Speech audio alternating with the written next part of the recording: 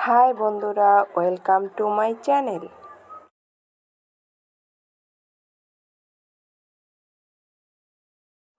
আজকে আমার এই ছাদ বাগানের পাশাপাশি কিছু কথা বলে শোনাবো। যদি ভালো লাগে তবে পাশে থাকবেন।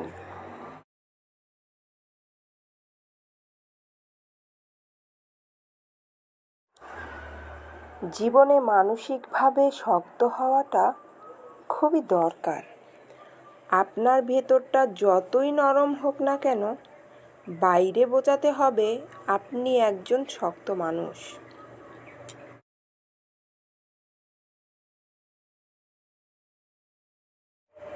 শক্ত হতে না পারলে আপনাকে প্রতিনিয়ত ঠকতে হবে। নিজের ভেতর আত্মসম্মানবোধ, ইগো কিংবা মূল্যবোধ থাকা উচিত।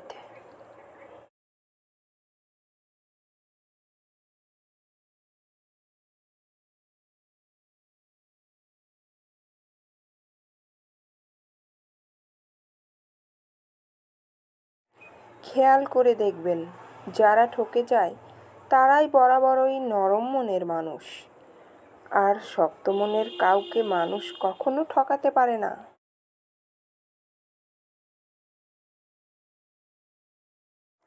সব কিছুই রিভেঞ্জ অফ নেচার, অর্থাৎ প্রকৃতির প্রতিশোধের উপর ছেড়ে দিতে নেই। কিছু বিষয় আপনার নিজেরও প্রতিশোধ নেওয়া দরকার।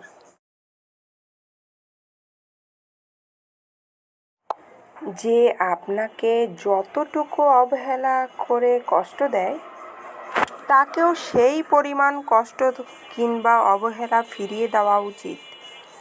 জীবনে ভালো থাকার জন্য হলেও একটু কঠোর হওয়া দরকার।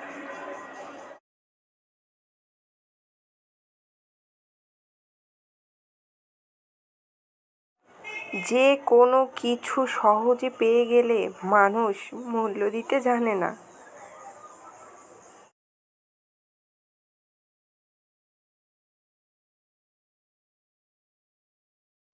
মানুষ হিসেবে আপনি সহজ হতে পারেন, তবে সস্তা কিংবা সহজলভ্য হতে যাবেন না।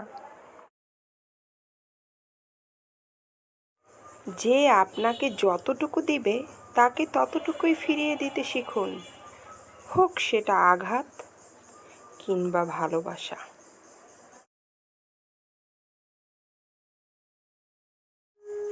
জীবনে মানসিকভাবে শক্ত হওয়াটা দরকার। আপনার ভেতরটা যতই নরম হোক না কেন, বাইরে বোঝাতে হবে আপনি একজন শক্ত মানুষ।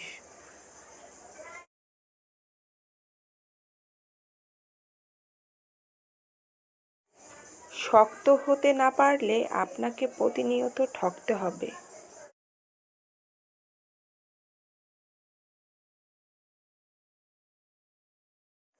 নিজের ভেতর আত্মসম্মানবোধ, ইগো কিংবা মূল্যবোধ থাকা উচিত।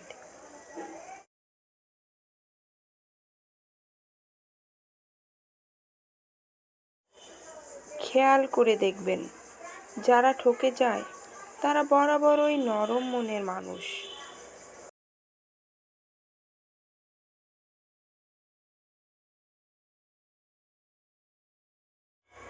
শক্ত মনের কাউকে মানুষ কখনো ঠকাতে পারে না।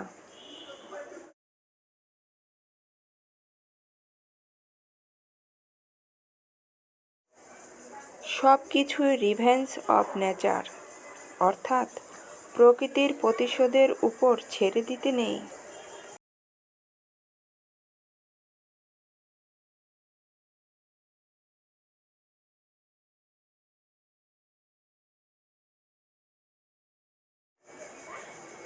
কিছু বিষয় আপনার নিজেরও প্রতিশোধ নেওয়া দরকার।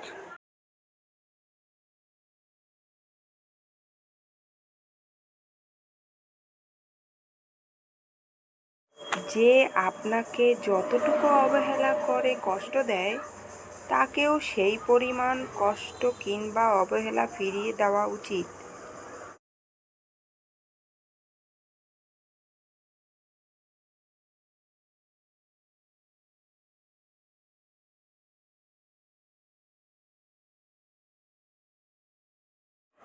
জীবনে ভালো থাকার জন্য হলেও একটু কঠোর হওয়া দরকার, তাই না? যে কোনো কিছু সহজে পেয়ে গেলে মানুষ মূল্য দিতে জানে না।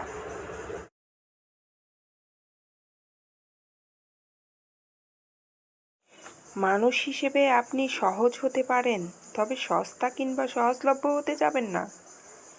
যে আপনাকে যতটুকু দিবে তাকে ততটুকুই ফিরিয়ে দিতে শিখুন।